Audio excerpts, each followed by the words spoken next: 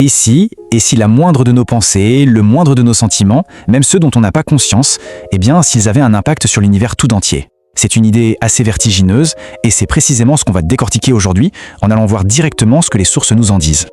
Imaginez un instant, votre simple présence, là, maintenant, c'est comme un caillou qu'on jette dans un lac parfaitement calme.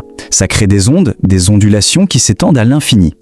Eh bien, c'est vraiment ça, le cœur de la philosophie qu'on explore. Cette idée qu'on influence en permanence toute l'existence, et bien souvent sans même s'en rendre compte.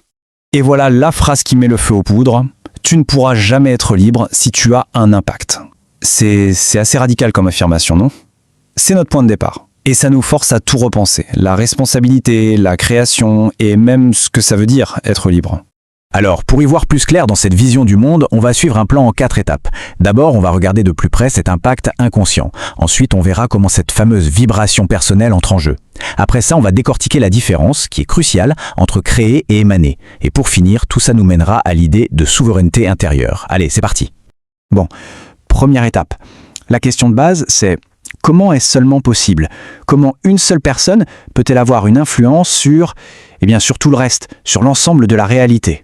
Alors là, la source est très claire. Il ne s'agit pas du tout de nos actions conscientes. Pas question de faire un don, de planter un arbre. C'est beaucoup plus subtil.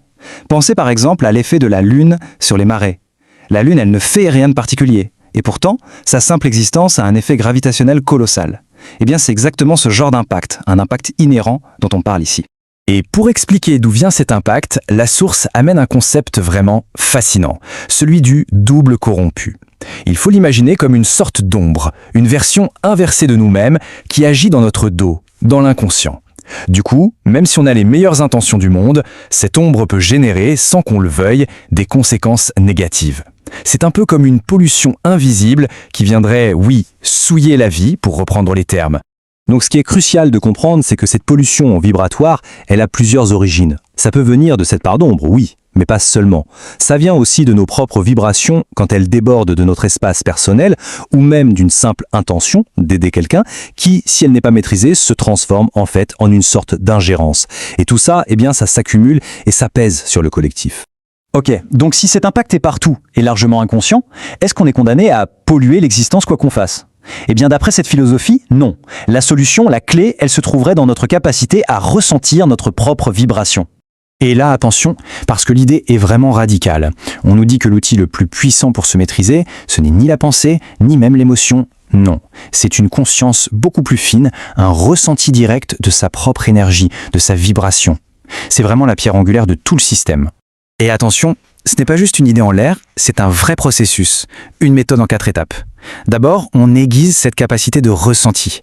Ensuite, on apprend à reconnaître sa signature vibratoire, ce qui nous est propre. Ça permet de sentir les limites de notre espace personnel, notre bulle. Et la dernière étape, eh bien, c'est de contenir activement notre énergie à l'intérieur de cette bulle pour ne plus interférer avec ce qui est à l'extérieur. En fait, c'est exactement ça, l'image de la bulle personnelle. Tant que notre énergie reste bien à l'intérieur, on est souverain, on est dans notre axe et on n'a pas d'impact négatif. Le problème commence dès qu'elle s'échappe, dès qu'elle déborde. C'est là qu'elle se mélange à l'énergie collective, qu'elle crée des interférences et qu'elle participe à ce que la source appelle la corruption collective.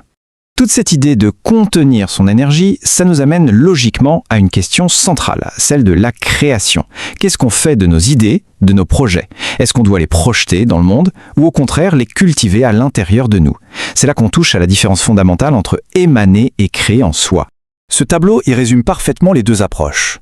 D'un côté, on a l'émanation. C'est un peu comme une fuite, un débordement d'énergie inconscient qu'on projette vers l'extérieur. L'impact, ça perturbe, ça corrompt le collectif. Et de l'autre côté, on a la création en soi. Là, c'est tout l'inverse. C'est un processus maîtrisé, conscient, qui se passe à l'intérieur. Ça n'affecte que nous et ça amplifie notre propre vie, sans déborder sur les autres. Et la philosophie va même plus loin en fait, en distinguant 3 modes de création. Il y a la création externe, donc le fait de projeter vers l'extérieur, qui est carrément vu comme une erreur fondamentale. Pour bien marquer le coup, la source dit que c'est une souillure de sa capacité créatrice. Ensuite, il y a la création interne, qui elle est saine et naturelle. Et enfin, il y a l'état ultime, la création absolue. Là, c'est la simple présence sans aucune volonté qui devient créatrice. C'est un acte purement interne. Bon, on a vu pas mal de concepts assez denses. Alors, au final, qu'est-ce qu'on retient? Où est-ce que tout ce chemin nous mène concrètement? Au bout du compte, on comprend que c'est un voyage qui se fait entièrement à l'intérieur de soi. Ça part de cette prise de conscience un peu brutale de notre impact inconscient pour aller vers une maîtrise totale de notre propre énergie, de notre vibration. L'objectif final, c'est de devenir pleinement souverain dans son propre espace, dans son royaume intérieur. Ça implique de prendre sa responsabilité, de ne plus rien projeter, pour enfin atteindre ce qui est décrit comme une liberté véritable. Et tout ça nous laisse avec une dernière question, une question qui bouscule un peu notre vision habituelle du pouvoir et de la réussite. Le vrai pouvoir, au fond, c'est quoi? Est-ce que c'est la capacité de créer de nouveaux mondes, de manifester, de changer les choses à l'extérieur? Ou est-ce que c'est la discipline immense de ne plus déranger le monde qui est déjà là?